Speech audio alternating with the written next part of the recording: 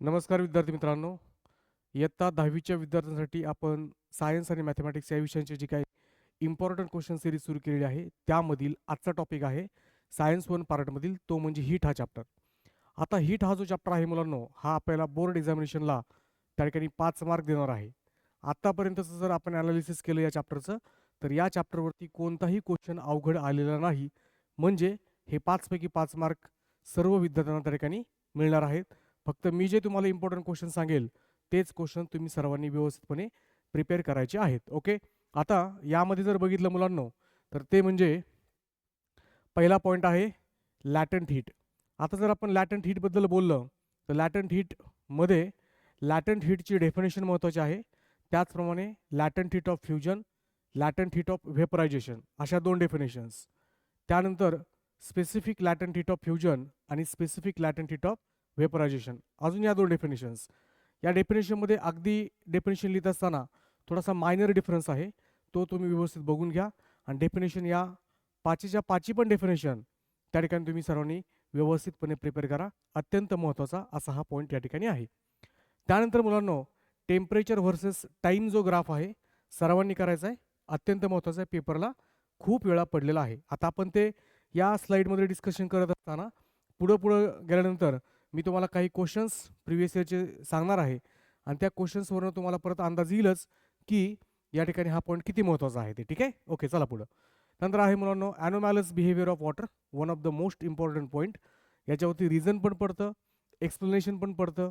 हे तुम्ही सर्वांनी लक्षात ठेवायचं आहे. अत्यंत व्यवस्थितपणे हा पण पॉईंट तुम्ही करून घ्यायचा आहे. होप्स ॲपॅरेटस पेपरला पडतं, डायग्राम तुम्हाला ड्रॉ करता आली पाहिजे.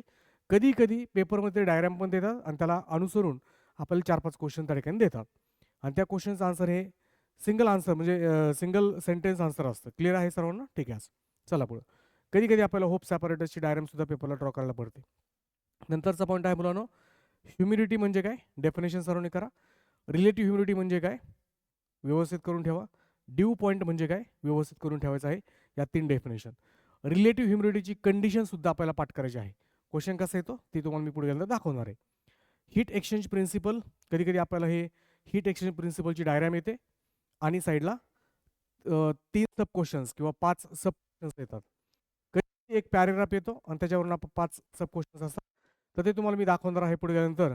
त्या ठिकाणी इम्पॉर्टंट क्वेश्चन्स म्हणजे PYQजमध्ये कोणते कोणते क्वेश्चन कशा कशा प्रकारे आलेले आहेत, परंतु पॉईंट महत्त्वाचा आहे, सर्वांनी व्यवस्थित करून ठेवायचं आहे. नंतर आहे रिजलेशन. आता रिजलेशनमध्ये आपल्याला त्याने डेफिनेशन पण विचारलेली आहे आणि आपल्या पुस्तकामध्ये जे काही डायग्राम आहे, एका पेपरला ती डायग्राम पण दिली होती आणि त्याच्यावरून सुद्धा आपल्याला क्वेश्चन्स विचारलेले होते. स्पेसिफिक हीट कॅपॅसिटीची डेफिनेशन मुलांनो, त्याचं SI युनिट आणि त्याचा जो एक्सपेरिमेंट आहे, ओके, तो एक्सपेरिमेंटसुद्धा आपल्याकडे करायचा आहे. म्हणजे त्या वॅक्समध्ये आपण फेरस, लीड, कॉपर जे काही वरून इन्सर्ट करतो आणि कोणाची स्पेसिफिसिटी जास्त, असा क्वेश्चन आपल्या ठिकाणी असतो. तर तुम्ही सर्वांनी एक काम करा, हे जे काही तुम्हाला समोर दिसतंय या पॉईंट्सचं त्या ठिकाणी तुम्ही स्क्रीनशॉट सहजपणे काढून घेऊ शकता आणि त्याचा वापर तुम्ही पुस्तकामध्ये जे काही आपले पॉईंट्स आहेत त्या ठिकाणी मार्क करून घेण्यासाठी करू शकतात. ओके. आता आपण एक काम करू, हे पॉईंट्स आपण बघितले इम्पॉर्टंट आहेत. आता याच्यावरती कोणत्या कोणत्या प्रकारचे क्वेश्चन्स पडलेले आहेत ते एकदा आपण नजरेखालून घालूया, म्हणजे आपल्या लक्षात येईल कशा प्रकारे या चॅप्टरचं प्रिपरेशन करायचं आहे. ओके, चला नेक्स्ट. आता PYQजमध्ये जर आपण बघितलं, मी तुम्हाला मगाशी म्हटलं की टेम्परेचर व्हर्सेस टाईम ग्राफ महत्त्वाचा आहे. आहे का क्वेश्चन त्याच्यावरती? क्वेश्चन आपल्याला कधी विचारला त्यांनी? मार्च 24ला विचारलेला आहे. आपल्या पुस्तकामध्ये पेज नंबर 62 आणि 63 वरती हा पॉईंट आहे. सर्वांनी व्यवस्थितपणे टेक्स्टबुकमध्ये हे मार्क करून घ्यायचं आहे. क्वेश्चन सिंपल आहे, what does the graph, what does the line AB represents. काही सोपं आहे.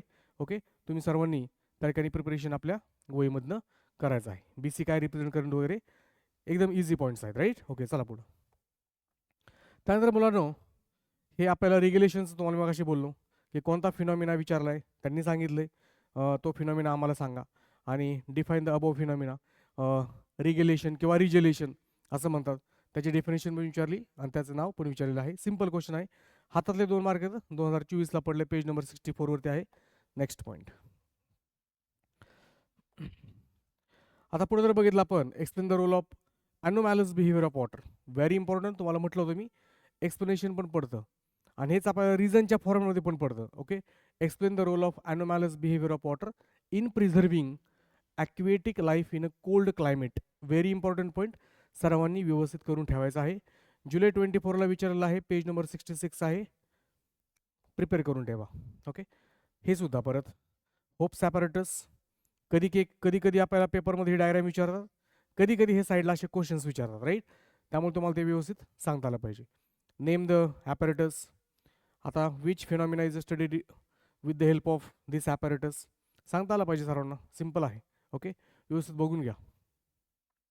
कोणत्या टेम्परेचरला व्हॉल्यूम मॅक्सिमम, व्हॉल्यूम मिनिमम, कोणत्या टेम्परेचरला डेन्सिटी मॅक्सिमम, डेन्सिटी मिनिमम, तर ते आपल्याला माहीत असलं पाहिजे.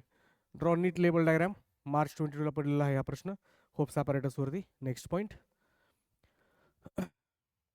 ओके, यामध्ये मुलांनो आता रिलेटिव्ह ह्युमिडिटीचे एक केसेस पडलेले आहेत. रिलेटिव्ह ह्युमिडिटी जर ग्रेटर दॅन 60% असेल तर आपल्याला काय फील होतं? एकदम पुस्तकामध्ये व्यवस्थित दिलेलं आहे, व्यवस्थित वाचून काढा. लेस दॅन 60% असेल तर काय होईल? म्हणजे ड्राय आणि वेट कंडिशन्स आहेत, व्यवस्थित बघून घ्या. क्वेश्चन कसा पडतो हे महत्त्वाचं आपल्यासाठी. मार्च 23ला पडलेला क्वेश्चन आहे हा. Name and the state principle. आता कोणतं प्रिन्सिपल आहे? ऑब्विसली हीट एक्सचेंज प्रिन्सिपल आहे, या ठिकाणी दिलेलं आहे, राईट. ओके, मार्च 25ला पडलेला आहे क्वेश्चन. सर्वांनी व्यवस्थितपणे प्रिन्सिपल ऑफ हीट एक्सचेंज करून ठेवायचं आहे. Next point.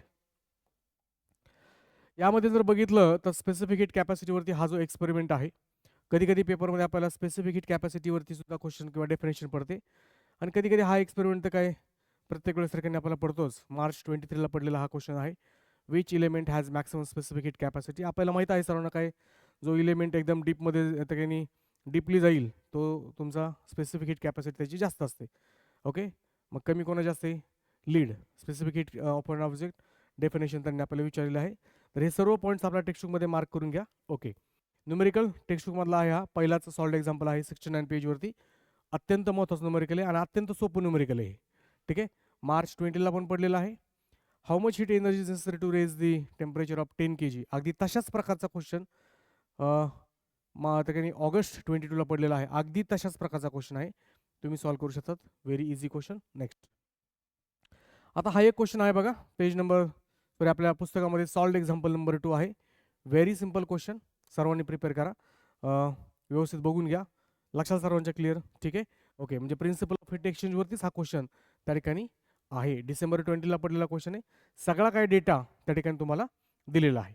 आता हे जे काय अशा प्रकारचे क्वेश्चन्स आहेत, आपण सायन्स फोरम अकॅडमीमध्ये ऑफलाईन बॅचेस ज्या काही रन करतो त्या ऑफलाईन बॅचेसमध्ये हे क्वेश्चन सर्व घेतलेले आहेत. त्याही विद्यार्थ्यांनी आणि जे विद्यार्थी आपलं हे जे काही यूट्यूब चॅनल पाहत आहेत त्या सर्व विद्यार्थ्यांनी ह्या इम्पॉर्टंट क्वेश्चन सिरीजचा 100% फायदा घ्या. म्हणजे यातून तुम्हाला नक्की एवढं तर नक्कीच कळून जाईल की कोणते क्वेश्चन महत्त्वाचे आहेत एक्झामसाठी. नवीन काही पडत नाही, दरवर्षी त्याच प्रकारचे क्वेश्चन्स पडतात या चॅप्टरमध्ये. तरी अवघड एकही क्वेश्चन या चॅप्टरमध्ये पडत नाही, सर्वांनी लक्षात घ्या. आणि सगळ्यात शेवटी इयत्ता 10वीच्या सर्व विद्यार्थ्यांना बोर्ड परीक्षेसाठी हार्दिक शुभेच्छा. All the best. मी या ठिकाणी थांबतो. धन्यवाद.